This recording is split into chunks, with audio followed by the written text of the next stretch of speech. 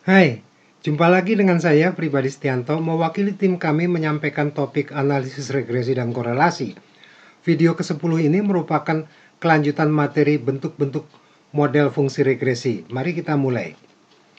Baik, kita mulai penyiapan data di Excel.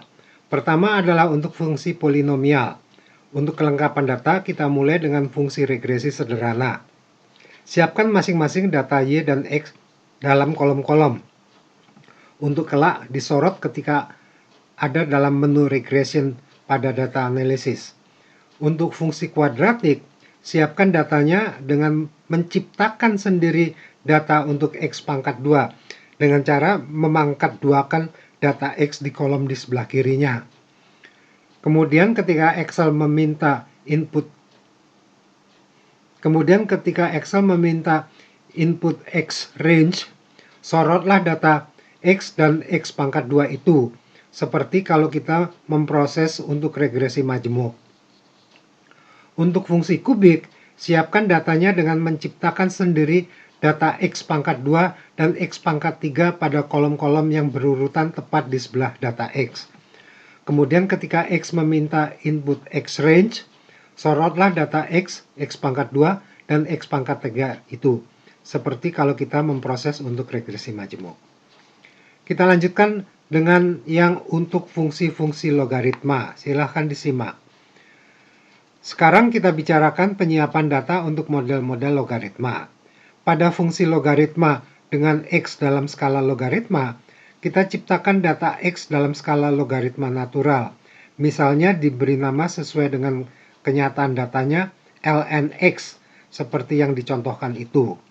Selanjutnya, ketika Excel meminta input range untuk Y dan X, sorotlah masing-masing data yang sesuai. Pada fungsi eksponensial dengan Y dalam skala logaritma, kita ciptakan data Y dalam skala logaritma natural, misalnya diberi nama sesuai dengan kenyataan datanya, ln Y.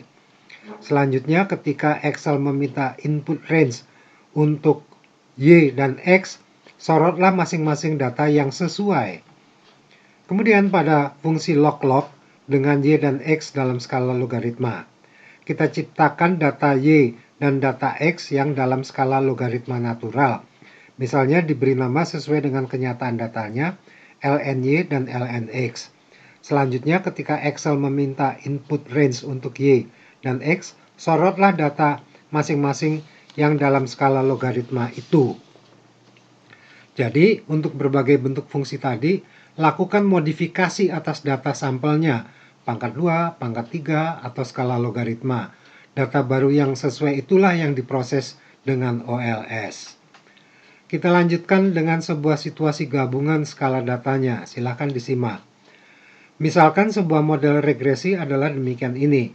Ya, Y dalam skala absolut, X1 misalnya adalah dalam persentase sehingga tidak mungkin dalam skala logaritma. Karena koefisien dari variabel dalam skala logaritma akan merupakan perubahan relatif. X2 merupakan variabel dengan skala logaritma, sedangkan X3 dalam skala logaritma. Misalnya dia adalah menyatakan perjalanan waktu secara berurutan sehingga perubahannya hanya bisa dalam bentuk absolut. Mestinya ketika menyiapkan datanya disusun dalam bentuk lembar kerja demikian ini. Ingat bahwa dalam menyorot kumpulan data berbagai X dalam model, kolom-kolomnya harus bersebelahan, sehingga ketika Ingat bahwa dalam menyorot kumpulan data berbagai X dalam model, kolom-kolomnya harus bersebelahan, sehingga ketiga X dalam model tersebut harus disusun berurutan tanpa jeda di antaranya demikian ini. Dan urutannya agar sesuai dengan posisinya pada pernyataan dari modelnya. Demikianlah materi bentuk-bentuk fungsi regresi linear.